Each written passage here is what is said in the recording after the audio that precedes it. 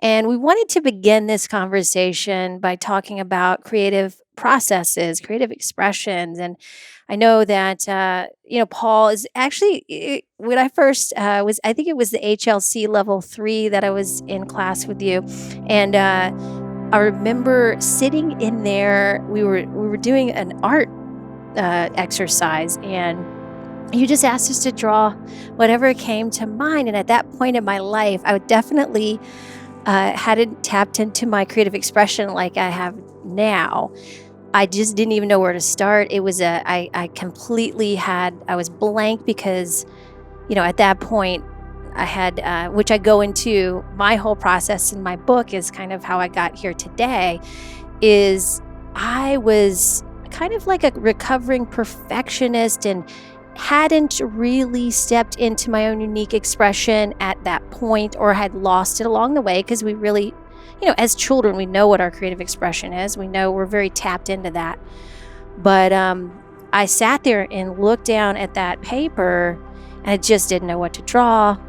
And it was very stifling. I was like, I was almost like, I can't believe I can't do this, So I think that was the first moment that that I realized, wow, like I need to change some things in my life because I'm not having fun, right? That's a very normal experience when I teach art in my training programs. I've had classes where grown men and women sat and cried for 4 hours and could not touch their pen, pencil, or brush to the paper or canvas. They were so afraid. Yeah, I believe it. So full of self-judgment, fear, inhibition, and it's one of the reasons I do art workshops and why I studied art therapy for years and use it in my practice. But you can tell a lot about a person by what they can or cannot express artistically, and how they express it, and how they react to their expressions, and what they express. The reason art, especially in therapy, is so powerful is because the ego has no defense against it. Right. See, if you don't do anything like you did, I already know you have a serious ego problem. And I don't mean like... No, I know what you mean. Big ego. Yeah. It means someone whose sense of love and trust in themselves is damaged. Yes. Therefore, anything that they produce is the progeny of that state of mind. And one who locks up is afraid of usually judgment of what they're going to produce. And so they are so afraid of other people's opinions about them or their art that they won't do it because it feels safer to them to just stay blank. Exactly. But they don't realize that tells me as a therapist that their whole life is in freeze frame. Yes. It's like the movie is paused. And so they're living without living. And that leads to a crisis every time. Absolutely. Yeah. And it's a little confusing when it hits you. At first you're thinking, because I remember thinking, well, I feel like I thought I was doing it all right. I thought I was doing what I was supposed to do. That's the problem. I know. What I was supposed to do, which is somebody else is supposed to, isn't it, Allison? Exactly. Yeah. So I went through that whole process, and it took, of course, many years, at least 10 years or more.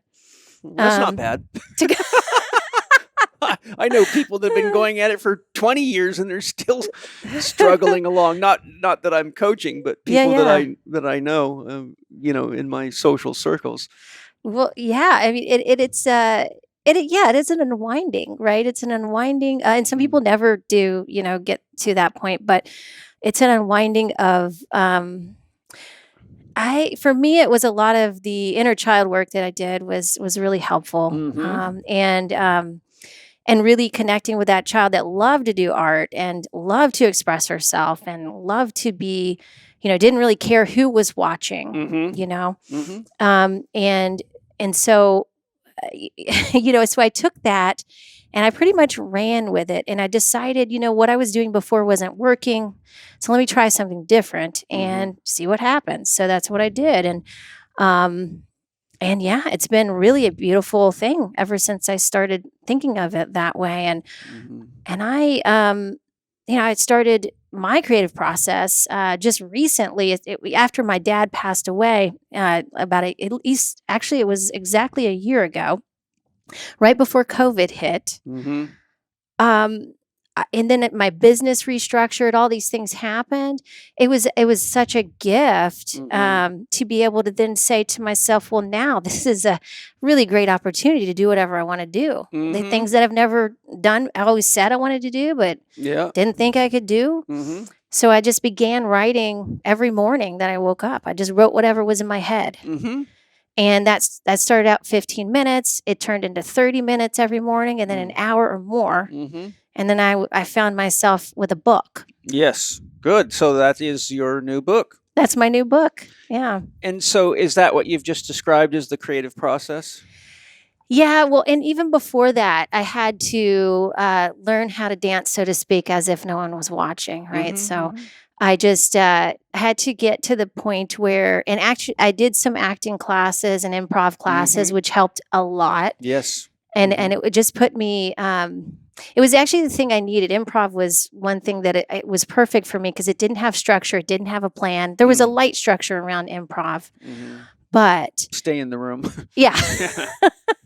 But really, any mistakes are welcomed in improv because that's how improv works. And yeah, well, if a mistake's not welcome, it's not improv. Exactly. Yeah, It's exactly. something else. Yeah. So it was a great awakening for my creative self to go through that, and really fun too, but uncomfortable at times. But that's, I think, pretty normal.